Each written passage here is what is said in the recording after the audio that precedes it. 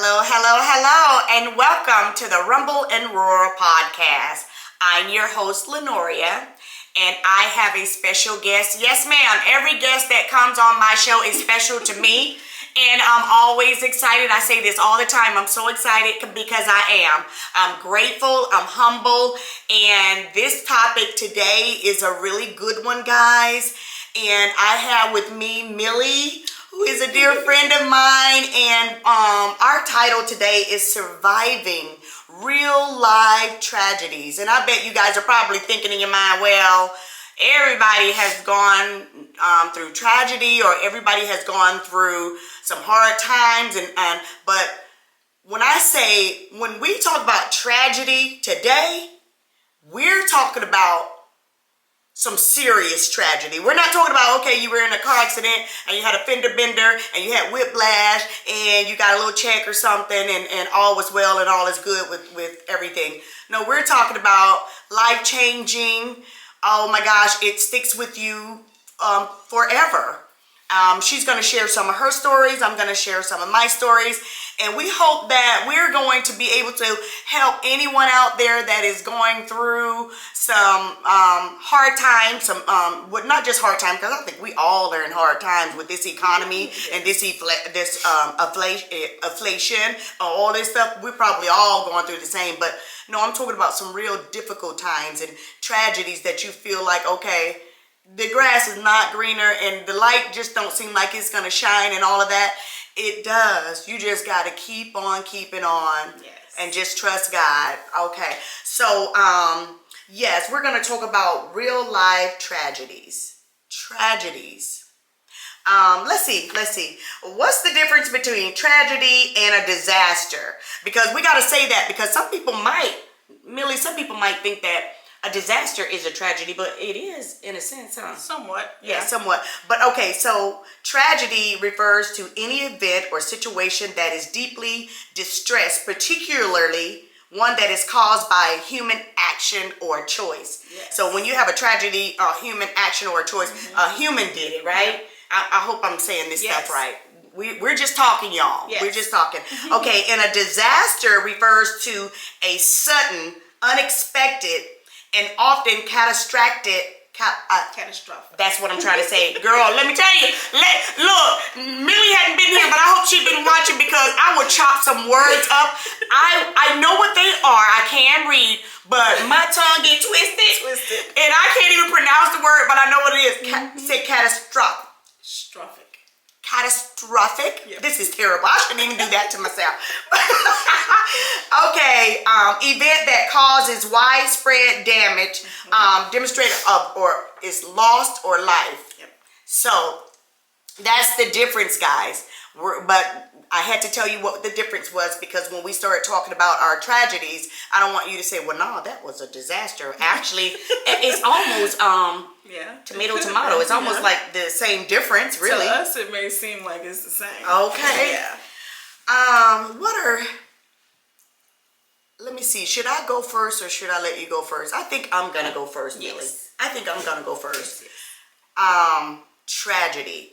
Now you help me decide if it's a tragedy. Some people out there might think that when I say mine, it's probably, they'll say, that ain't no tragedy. That's just something that happened and it was really bad, but that's not really a tragedy. I believe it's a tragedy in our eyes because it's life altering. Like, everything changes. Yeah, it changed your life. Changes. Nothing is the same. No, Lord. Okay, so. Yeah, so I feel like tragedy coincides with that, like life altering. Life altering and whew. Okay, my first one, I don't want to forget it. That's why I wrote it down, but I don't need to, because I only had three. And they were so bad to me, but I should remember them. But okay. So the first one, I know, right? Okay. The first one, Millie, was getting a full knee replacement. Oh, wait a minute. I know a lot of people get those, and it makes your lifestyle better because you can't walk and you can't do a lot of stuff beforehand. what made mine different was, Millie, I did that knee replacement. It was very hard. Anybody that had one know what I'm talking about. I couldn't take medicine. I couldn't take pain medicine. Oh no. They gave me some Percocet. That stuff had me hallucinating, just doing some craziness. I said, oh, I will not take that. I could not take the oxycodone. I just could not take all of that stuff. So I said I would rather just hurt than to take the stuff. Oh, no. And I had a nurse that comes to the house that would do my physical therapy and do my vital signs and talk to me about what's going on and just take care of me. Was there anything like they can inject into your leg? Girl, those cortisone. Not with a knee replacement. Oh. Now before I had the knee replacement, they did inject a lot of cortisone into my knee. Okay. The shots that make it do a little better to stretch out into the time that you just could not do it anymore. And the knee replacement is the last result. That's what. So because those pills were making me feel so bad, I said, forget it. I'm not taking this stuff. So I stopped. My eyes was probably as red as this girl's lips.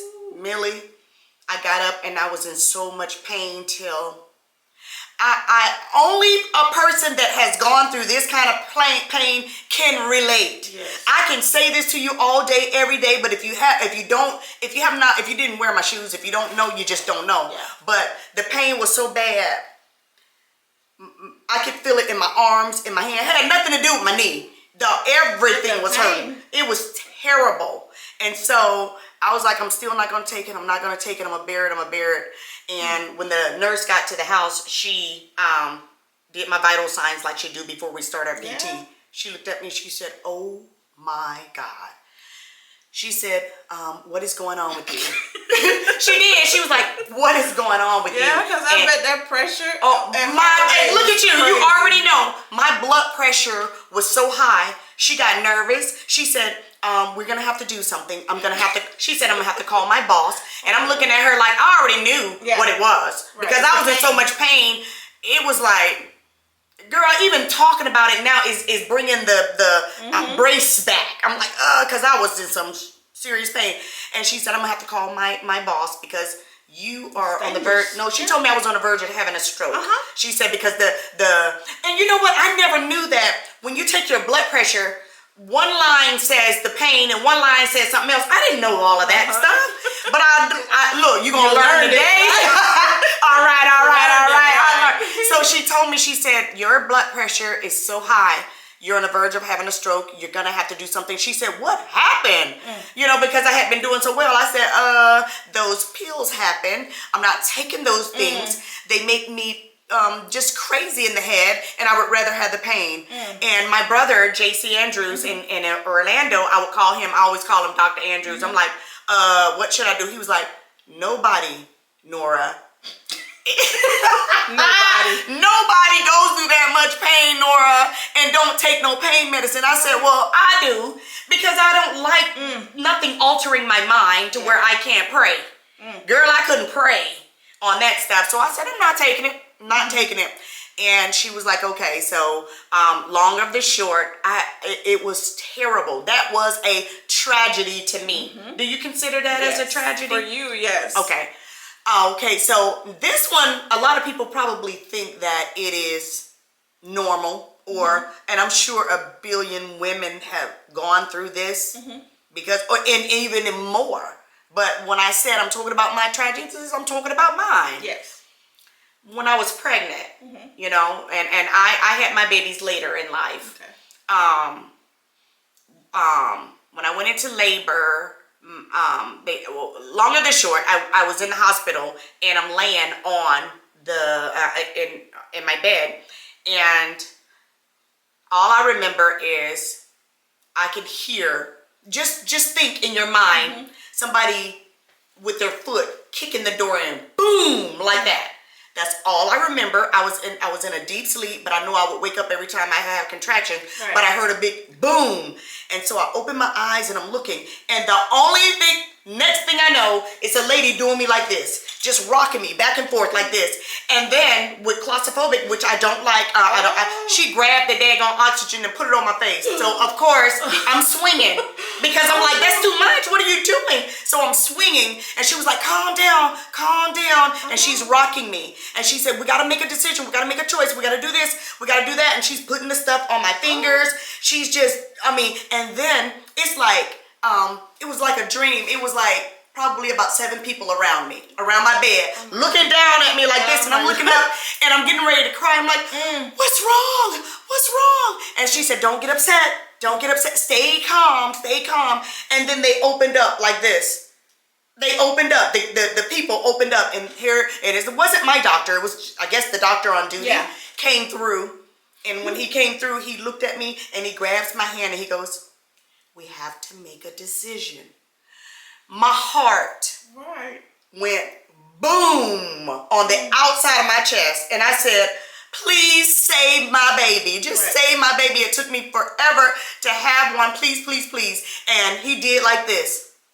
And when he did this, those people were grabbing stuff and the IV, just everything, and rolling me and so I was like, wake my husband up, because they was getting ready to take me to surgery, and they did not even try to get him up. He was over there sleep through all of it on the sofa, and I was like, please wake him up, and they wouldn't. And so I turned around as they were rolling me out, and I was like, Daddy! I called his name, and he jumped up, and his eyes were red, and he was disembobulated because he had just, he was like, what's going on? And they are just walking out with me. So the last thing I saw was him at the door. The lady turned around and said, no. When I saw her do this and say no, in my head, Millie, I said, okay, I'm gonna die. I'm gonna be one of those women that died during childbirth. And that's all that went through my head. I thought I was dead.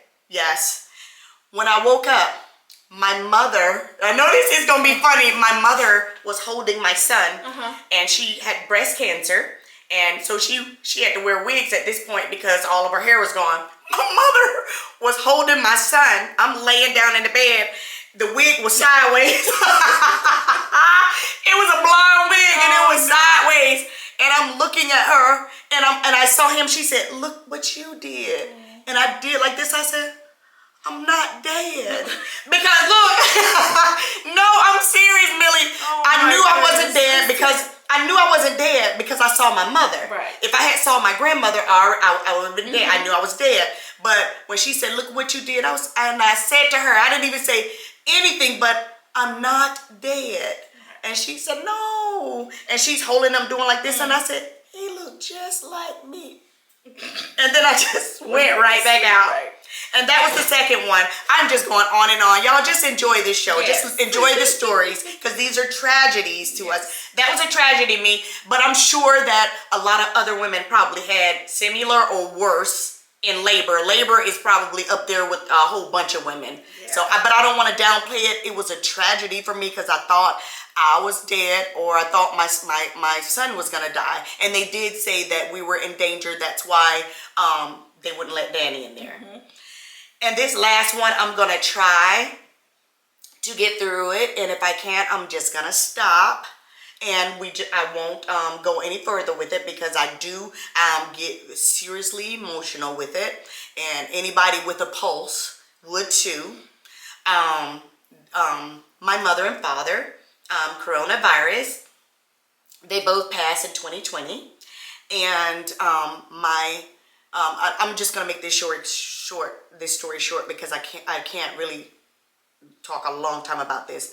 But this tragedy here outweighs any tragedy that I've ever gone through. It tops anything. My mother caught coronavirus, and she was in the hospital, and everybody know in 2020 you could not go visit your people, your loved ones. And I had to say goodbye to my mother over I had to say goodbye to her over the video, over Zoom. So, and we had all the family there. We were in a group. You know, we had everybody there saying everything that we wanted to say before, we said our goodbyes. And saying goodbye to anyone, your children, your mom, anyone over Zoom is just, that's a tragedy. And that's one that's, will, let me breathe. That's one that will stick with me all of my life. And then, but before then, 3 months prior, in March, my dad passed. He passed in March, and my mother passed in July. So that was terrible. And so that's what I call a tragedy for me. It was a serious one, and like they said, it was through. It was caused by action or choice, that's tragedy. And that was caused by, the action is coronavirus, What was going on? It definitely wasn't her choice, but it was a terrible way to go and a terrible way to say goodbye. There is not, in this whole world, I never thought that, I knew one day that, my mother would pass or I would pass or anybody would pass, but to not be able to say goodbye or touch them or even come up and just see them or in the casket, it was closed. It was just, it was not a good thing, guys. So that's a tragedy. That was a tragedy for me. So Millie, I'm going to let Millie talk, y'all, because I just went on and on and on. I didn't have a 3, but I know I stretched it. Yes. But, okay, Millie, you tell me. I've had 2 major tragedies in my life that I consider tragedies because they were life altering. I was married my first time with my husband, Danny. We were married for 20 years, 2005, October 15th, 2005. We played recreational football with our children, our sons. That's how I met you. Yes, we had 2 sons. They were, how old are they? They had to be like 7 and 8 around. He left to take them to another friend that we knew. Her son was having Camille. Her son was having birthday party. So he left to go take them to their house, and he had both of them with him, and I stood at the football field because I was a teen mom and I was working the concessions. It was, I want to say, one of those major like homecoming or something, so we couldn't leave, so one of us had to stay there.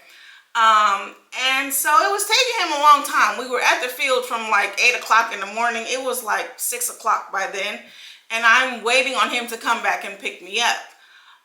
Because we were going to still watch some of the other kids play. So I'm calling him, no answer. Long story short, I'm trying to find out if he dropped off the kids. So I find out that still can't get in touch with anyone because everybody's just talking or whatever, but nobody's answering the phones. I'm sitting in the concession stands, and my son's coach, my oldest son's coach, is looking weird, and there's another parent on the team that's an anesthesiologist at DeKalb County, DeKalb Medical. So they're talking and they're looking very concerned, and I'm like, what is happening? Because, they were just sitting down, everybody was fine. And then I see Coach Danny come over to me. He's like, Millie, we have to go to the hospital. So I'm still calling Danny's phone, not thinking, because he still hasn't told me what's happening, so I'm still thinking. And finally, a police officer answers the phone. Your husband's phone, your ex-husband's phone at the time? My ex-husband's phone, yes. Ugh. Police officer answers the phone, and they're like, hello? And I'm like, hello? Is this my husband's phone? And he was like, I'm with the DeKalb County Police. I'm like, oh, is he okay? Or is everything okay? Well, can't come to the phone. And I'm thinking, okay, well, he's been in an accident before, and they tell me to come to the hospital. Fine, great. I'm like, okay, here I go. This was no finger. Right. So I'm like, okay. So I tell Coach Danny, but at this point, Coach Danny already knows because Danny's at the hospital. And the anesthesiologist is asked to come in because he has to come and administer for him. So I'm on the telephone with the police officer. He tells me to go to the hospital. And I say, okay, Coach Danny and I get in the car, and he's flying. I'm like, I didn't get there in one piece. So I'm still trying to figure out where the kids are. I'm thinking that either he dropped them off or they still Where have were them the kids? with Camille. But nobody would communicate anything with me. So he was on Highway 78. It was on the news. It was shut down. They had everything, and I had no clue of what was going on. So I get to the hospital, and they take me to a family room. Oh, Jesus. And I'm like, okay, what is this?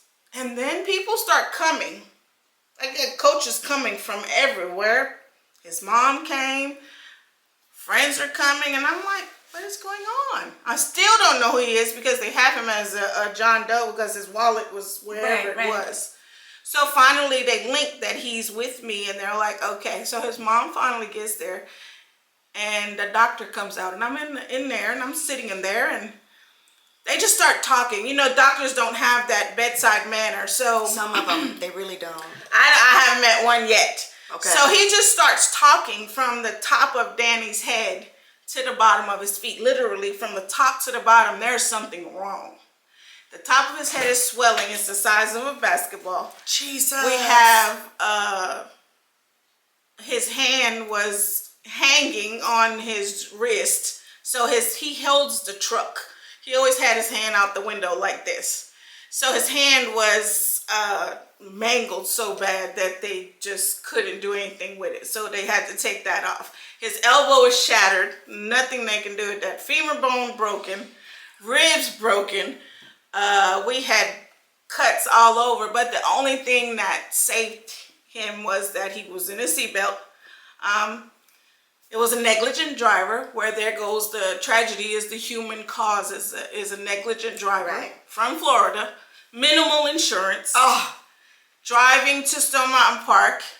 They came over 4 lanes, hit the back of his Jeep, and his Jeep flipped 4 lanes and over the embankment thing hanging on trees before he would go down. So we seen this truck, and it was just like it was a Jeep, and it was just like one little box by the time we seen it. But we walk in after the doctor talks. I'm screaming every second that he's saying something else because he's telling me he only has 4 hours to live. Oh, Jesus! He died twice on the way to the hospital. I said, well, he's not going anywhere. I have these 2 boys. I cannot. I walk in there, and they're trying to make it where we're comfortable to see him, but there's so much blood that they had to keep changing his sheet because it kept seeping out. So here I am, this mother of 2 little babies, this 8 and 7-year-olds, and I'm like, I can't. So he told me he has 4 hours to go in there and say my goodbyes. I said, no, sir. Oh, my Lord. No, sir, this is not happening.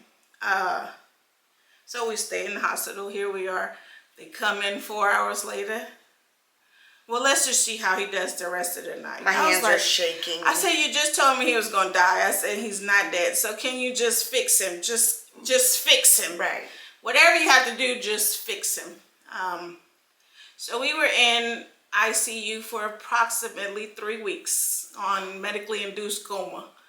So we still weren't out of the woodworks because he was still bleeding internally. It was just so much stuff still going on with him. But I knew that he was a fighter and he was not going to give up. He was in great shape. I was hoping and praying that that was what was going to get us through, is our faith, and to know that he worked very hard to sustain a healthy environment and a healthy living, that it would help him to fight this fight. And here I am 2 days later, I still haven't talked to the boys. So the boys are at the sleepover, so they're not thinking. Oh. They still don't know anything. And I'm like, I can't. I can't tell them, you know. So I had Coach Danny once again, one of my greatest supporters at the time. He went with me and his son, which was Coach G, and they were just like a pivotal part of that whole equation, because as men, they were able to talk to those boys because they were their, you know, role models in football. They guided them, and then they had so many teachers and coaches, Coach Seabrook. They just had so many people that I held on to and I kept with them because I couldn't do it I couldn't do it by myself. And the day that we had to go home and walk into that house and he wasn't there, we slept for days together in the same room because they were just terrified. But they wanted to go back to school. They wanted to go back to football. So I had to make it into the hospital. I was there all day, then turn around and have to take them to life football. normal. Right, had to make sure. Jesus. So, that's the life-altering thing because it changed us. He went from the head of the household. He took care of everything. I was stay-at-home mom. I worked as far as taking care of, some kids here at my home, or I did some outside stuff. But he was the breadwinner. And now, after this tragedy, these people had minimal insurance. So guess what? $15,000 was all that was out of that tragedy. We lost our home. We lost our cars. We had to move in with his mom into her one-bedroom apartment. And we had to change our whole entire life and make it happen. But guess what? Here I am. He's still here. 2005 and we are in 2024. He's going on 20 years after the tragedy. Our sons are 26 and 25. He has 3 grandchildren, a 4-year-old girl and a boy. A 4-year-old girl, a 1-year-old grandson, and a 1-year-old granddaughter from the other son. He has a 14-year-old daughter. So 2005, we had this tragedy. Ooh. 2009, here comes Zarina, our angel of life. I said this is going to give him back everything that he thinks that he can't do, because that was a struggle every day. Trying to keep him with inspiration and reason. Reason. Ooh. To live. He's seen no reason. He has no hand. And his other arm was detached from the shoulder. And here all of the ligaments were broken. So it's just hanging. So now you have no hand on the left side, and still to this day, no movement of your right hand. But guess what? This man got up. This man did what he had to do. It took a long time for us to get through that. But he can put on his clothes. He can cook for himself. He can take care of himself. He is living on his own. His children are there to support him. But it took such a life-altering situation just to try to get through. And people are like, well, how did you do it? There's no other word but God. That's it. Because there's no way that I could have been just one little person and been able to handle that type of situation. We worked so hard to have everything that we had, and we had nothing at the end of the day. And they get to carry on with their life and go back to Florida. Meanwhile, you've changed a whole entire family and other families, because you had to take his mother's living status and put us in it. And then we're all closed in, and he's the source of work. Now he has to look at me having to go and be the source of work. His manlyhood was shattered as a man. And that was a humongous tragedy. And still to this day, he battles with those things. But he also knows that there's no other way that he's here other than God and the favor over his life and our life, because he has a tremendous family and he made it through. And that's one of the biggest battles that we fought, was trying to let him acknowledge that you have us, we're here. But because he was a man and the manly thoughts in his head, just he battles with it on a daily basis, because he wants to be the one to provide. Because he was a real sense of the man. You see him out there on that field, Millie, he was like, even if he wanted to coach, just like, come on, boys, let's right. He fought with them. He did all he had to do, and we made it through. We most certainly made it through. We still have a family. We still have children together. We still have, and we acknowledge each other, and we're social, and we see each other, and we're like, hey, how you doing? But I've moved on and he's moved on, and it's just by the favor of God, we're still standing, because I still, till this day, sometimes with my daughter, we still go through it. She only knows her dad as no hands. That's right, because he was a baby. So when she sees pictures of him with hands, she's like, no. She says it looks weird. Oh my goodness. So she's had to, and this was something that you had to endure as a child. If he goes to the school, the kids are asking a million questions. They're like, why doesn't he have any hands? Or why is he can't do nothing? And where's his hand? That had to be the younger kids, though. Yes, because the babies. The babies. The older kids were great. Yeah. The boys, they didn't care, nothing. The daughter doesn't care either. She could care less. We had her. Daddy. We had her. He changed diapers, and he has no hands. Changed diapers, fed her, took care of her. He did all of that stuff. So excuses, there's none in my eyes for no one. No one. And oh my gosh. No one. There's no person in this world that can give me any excuse, because I've seen someone that has had nothing and made it and did it and cooked and cleaned and still doing it. And still doing it and still working on himself and doing all of that stuff. If I walked in your shoes, I would feel the same exact way. No, excuse? I'm sorry, that's not in the vocabulary that no. So and it was a life altering thing, because he just couldn't get past that this happened to him. So it was a battle. I don't think nobody would, though. No, it was a battle for us as a couple, because I seen it as a true blessing. He's seen it as it's over. And see what I mean? Look at you. You said you saw it as a true blessing. He saw it as over. You've always been like that, Millie. Always. I had to. When I first came on the podcast, I said you were the one that was on the field, always trying to calm everybody. It's okay. Don't worry about it. They did us wrong. We're gonna be all right. And you've always been like that. Y'all just don't know, this person sitting next to me, Millie, she see good in doo-doo. Oh, well, yeah, it's brown and it stinks and it's ugly, but guess what?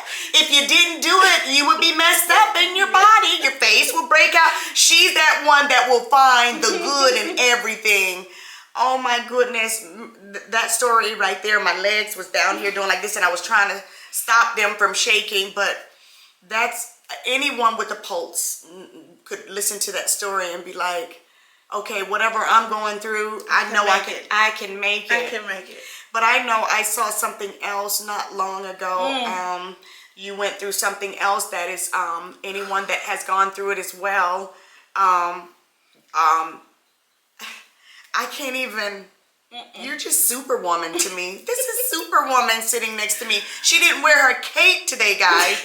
However, she is Superwoman. Do you care to tell that one? Yes. Or you don't? Okay. Well, not long ago, just in July of 2023, I'm remarried with a set of twins, and I have my daughter. So we have 5 children together. That was last year, right? Yes, last year. We were on vacation. We were in Florida for my oldest son's, my granddaughter's first birthday. So we were there, and we were on our way home, and I was driving with my second son. We were following each other. We went to his house, dropped him off, all that good stuff, made sure he was okay. And we're on our way home, and we see we're getting off the highway, and we see all of these fire trucks, and they're just flying down the road, and we're like, well, where are they going? Where are they going? And we're looking, and we're like, well, they're going towards the house, so I don't know. So we're looking, and I was like, there's a cloud of smoke over the houses over there. That's our neighborhood. And I'm like, oh my God, what is going on? Now, mind you, my husband's uncle was there. He was dog sitting with my dogs. We had a big dog, a small dog, and a little lizard. So we're sitting there, and we're pulling in. The fire trucks are pulling in, and we're behind them. We still have no clue what's happening. You couldn't see your house? No, we had to go. We were all the way in the back of the complex. We're in an apartment. So we were all the way in the back of the complex. So we had to get through all of them to get to where we stay. And the closer we get to it, the trucks have stopped. So we can't get no further. Right. And I'm like, what the heck is going on? We pull up a little bit more, and we see flames from the building, the apartment that's adjacent to us right here. We're right here. We're at the top floor. There's 3 apartment. So 1, 2, 3, and we're at the top on the left side. We see the flames on the right side, and we're like, oh my God, that's right there. So I jump out the car and I run towards where the firemen are, and I'm like, my house, my apartment is engulfed. I start screaming because I know my uncle is in there. And your dogs and your lizard. My dogs and my lizard are in there. My daughter starts screaming because that's her dog. The little one is her dog, and she's had him for 9 years. What started that fire? The neighbors from downstairs, they decided they want to have them a barbecue right in the back of the apartments where you're not supposed to because there's all these trees. The tree caught fire, caught the building on fire, and it just spread like wildfire because there's no firewalls, no, those sprinklers. There's nothing, absolutely nothing to stop it. So I'm a nail technician and I do nails, and I could just see my apartment turning colors from all of the chemicals that are in there because all of my nail stuff is in there. My children's memories, everything is in there. And there's nothing that you can do but just watch it. My uncle was standing down there. He had no shoes on. He's a cancer patient. He's walked slow as heck. But he was out there, and I was looking for the dogs, and they were not there. He said that the little dog ran to the back of the apartment, and I said, oh my God. So the firemen they had to stop because the flames were too much, so they had to stop. There still was a dog in the front room. He was in his cage still. They snatched him out and threw him down the flight of stairs in the cage. Oh, wow. So he was out. We got him out, and I was like, oh, thank you, because my daughter would have lost it. 2 hours, though, we still didn't have the lizard and the little dog. So my daughter was still screaming. Like, the screams from the girls. A scream from your child, period. I don't even have to experience what you said, but just to know that piercing, heartfelt scream from your child, that takes it to another level. Fuck. 2 hours later, here comes the fireman, and here comes Star. Oh, here she comes soaking wet, just full of debris. The ceilings done fell in, the beds are all... My daughter's room was burned to a crisp where she would usually be because she only stood in my daughter's room on the bed. But she ran to the twins' room and ran under their bed. And their beds didn't burn the way my daughter's burned down to the floor. They come out with the dog, and then they come out with the little lizard just flopping around in the water. But everything that we ever owned was in there. And you don't have contingency plans, and we were not set up for catastrophes and tragedies to happen from a vacation. We're pulling in from vacation, and that was a disaster. We have nowhere to lay our head. Nowhere to lay our head. Red Cross didn't come through? Oh, they came like 6 hours after the fire was all done. We were sitting in our car for a long time. We had suitcases with 6 days of clothes is exactly what we had left. From the trip? A pillow and a blanket. Millie. I sent my daughter with my son, with the dog, the little dog, and then I went with the big dog and my husband to his brother's house, and the twins went with their mom. The lizard, I can't remember. Oh, the lizard went with my daughter too. But 2 months of trying to find somewhere else to relocate, and you would think that the life would be helpful, like to have people to support as far as the people, the complex, everybody. They didn't. They were so nonchalant about everything and taking their time, and we're inconveniencing people's, to me it's an inconvenience to me because me and my husband are so, we do stuff ourselves. We don't want to rely on people. And I know that the people were our family, but we felt like a burden. We felt like we're in the way, because their life is set up for them and their little families in their house. So us coming in it just felt like, to me, it was just too much for people. And I wanted somewhere to lay my head, and I wanted somewhere to just have and be back with my kids. I was separated from my daughter, from my twins. I just wanted normalcy, and it was July. School starts in August. We were a month into school, getting ready for school to start. We have nothing. God, once again, is in my midst. He's been with me all my life, because you couldn't tell that with the kids there was anything that they needed for school. Nothing was missing. Nothing was lost. They had everything. It's just the memories that were lost in that house I could never get back. Right. The pictures of my sons when they were little, my daughter. I had so many things in there that just nobody can give it back to me. Until this day, I gotta pass it every day to go to the trash. And they still haven't tore it down. They haven't done anything with it. So just a reminder. I can see my house. I can see my stuff still in there. I can just see stuff. They won't let you go back in there to see It's if not. anything was... I went in. It's just nothing. Nothing that you can. There's some. My daughter is a Lego fanatic, and she had a box of Legos. They survived. I was able to. Wow. Right. There's certain things, like there was a stuffed animal for each twin that I was able to get. They were so happy. It's just those little things. But as a parent, as a mother and a father, and just the people that provide for their family, and you look at now, I don't want to get anything in my house. I don't until I know that I'm in my own house. I'm still in an apartment. Right. So at this point, it's still on somebody else's hands if something could happen to my stuff. Yeah, when I lived in an apartment years ago, when I first started out, that was always my first thought. I always thought about, I know how safe I am, but what about the person next door? What about people under that us? stayed in the back of my head. And of course, when you're first starting out and stuff, you're going from place to place, and you're trying to, and I think anyone that lives in an apartment feels that way. You have to, because your mercy is of somebody else doing the right thing too. Your fear of going back into these places, it's secluded. It's one way in and one way out. So even going into them now, still to this day, like I pulled up, the neighbor upstairs from me is just a wonderful piece of work. And you can call the leasing office. They don't care. They don't care. I pulled in one day with my daughter, and they had a grill, and it was outside the door. They're over me. It was outside the front door, and they were grilling, and the flame was all going up and down, and I was like, oh my God. I wouldn't go in the house.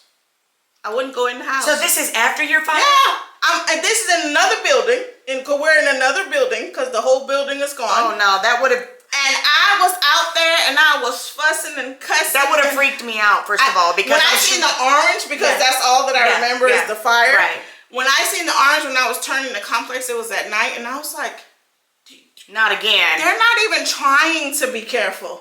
Like, you're up against the building, like right there. Like, you're not even trying to go to the steps or go down the steps. I did. I took pictures, videos. Yes. It's just your peace of mind is not somebody else's. They don't care. They do not care. That is so true. I don't want to purchase anything. I have beds, and I have, dressers and clothes for the babies, but you don't want to in put my them in heart, there. I don't want to lose anything else. It's just, I lost so much in so many years that it's just like, why buy anything else? I buy what I need, and that's it.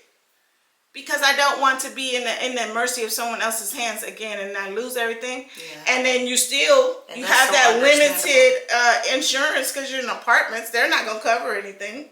So we got $10,000 for nothing. That didn't cover beds and a TV. Okay. Beds and a TV. Right. What happened to all their clothes, their shoes? We had to do all that. And we still, every day, we still have to remember, we don't have that. We have to go, and it's just mentally still I battle, and everybody's like, it's okay, but I know I'm gonna get through it. But it's a hard thing to deal with because you're looking at your daughter, you're looking at your twins, and my daughter's very sentimental with stuff. Yeah, she loves her little things that she had and people gave to her. She cherished it.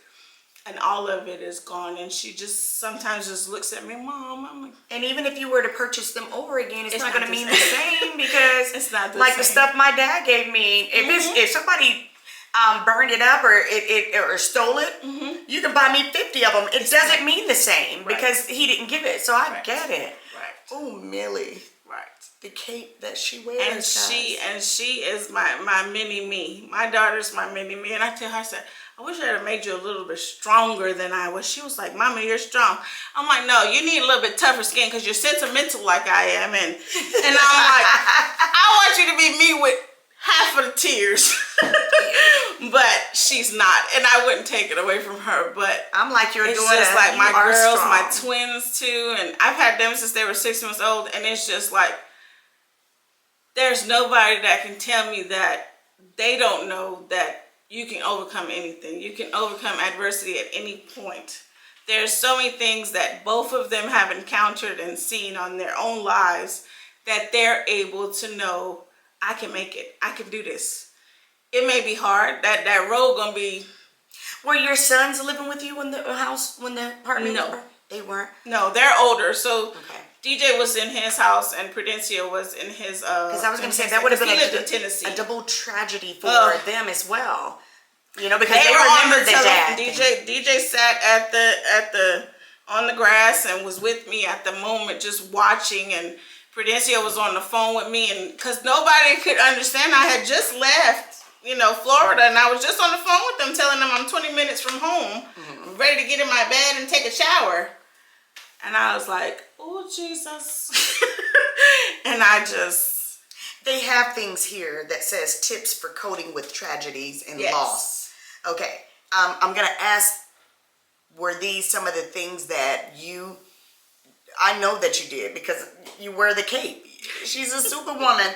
It says, allow yourself to feel the emotions. You don't need to try to hide your emotions. You don't want to, I don't think, did you? I could see you though, because you don't like to, Millie, you've never been the type to show your emotions or anything on your face. You always smiling, always upbeat. So you wouldn't even know if something happened. If she doesn't tell you, you won't know it. No. So you probably this is why it says allow yourself to feel emotion. And you that's probably still suppressed to yours. this day. I do. Yeah, I do. I do that as a person. And it lingers on me.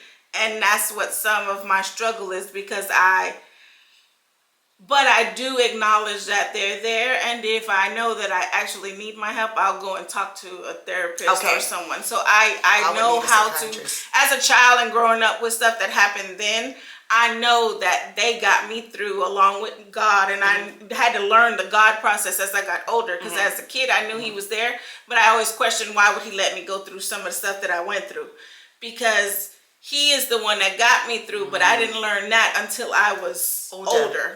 That I was never alone. Oh. Now, identify the source of the emotions and triggers. I don't understand that. How do you identify the triggers or the source? Well, my triggers is seeing fires or smelling it. If I smell fires, I'm so terrified. That's so stupid. That's so right. With me. You know what? I read it. I guess I did not. Yeah. Okay, identify the source of the emotions. Okay, that's the one I don't understand. But the triggers, of course. Yes, the triggers. You put me in a daggone, way up high. I'm thinking, okay, this is too high up, even though I'm not afraid of heights. So I know the triggers. Yes. But the source of the emotions. So are they talking? This means what's going on, what's happening. I guess what happened. Yeah. The source of it, I guess exactly what it is that happened to you. And you consider seeing a therapist. You said you do that. Create a support system. I think that's very important. Yes, you need that. Now, I know when I read this one, people are going to say, girl, that's so stupid. But it's not. Because the first thing you do is stop breathing. I'm not kidding. You laughing, Millie. No lie. You take your whole breath away when you're looking at it, and when you've seen it. Well, the doctor was talking as Danny, he was going down Danny's symptoms and what it was going. You stopped breathing. I screamed and I fell to the floor. There's nothing that can prepare you for something to that. That's why they always say breathe. Well, you should have said that to me and sat me down before you started talking. Because there's no way that you can unleash something like that. That's the first thing I do when something bad or something catch me by surprise, whatever. I brace myself and then I just stop breathing. I hold my breath and I'm listening. I'm like, and I'm forgetting to take to inhale. Yes. I'm like, okay, so this is not stupid, but remember It's to not breathe. easy, right? You got to do participate in activities that brings you joy. Yes. And be kind to yourself. Yes. Yeah, you got to always be that. Because you're your worst critic. You're your worst person. Remember, I said that before we started talking. Yeah. I said I'm always. I'm thinking I didn't do something right. And if something's going wrong or if something's not aligned, I'm like, what did I do, or what could I have done? You're always going to be that person that is going to. You're going to fight yourself, but you know that you can do it, but you're fighting yourself because you just have that small inkling of doubt that's in there. Ooh, guys, well, I hope you guys enjoyed this show. I enjoyed it. I got some things out and made me feel good, but a little bit emotional. I never heard the story, Millie. I knew what happened to your husband, but I never ever heard the whole story. Yes. And when I tell you tragedy, I think I've been through some tragedies that I consider myself as a tragedy, but it's all, you know how when people say to you, stop complaining about the shoes you don't have on your feet because there's a man over there with no feet at all. Exactly. I was sitting here talking about my tragedies, the tragedies she went through. We do know that God won't put on us what we cannot bear. Lord, even though your question is still like, what are you talking about? This is too much. It's a lot. You have as a human, right? It's just too much for one person. And she's still beautiful, and she's still smiling, and she's still that person that I've known 20 some odd years ago. Millie, thank you so much for coming on my show. Guys, thanks for tuning in.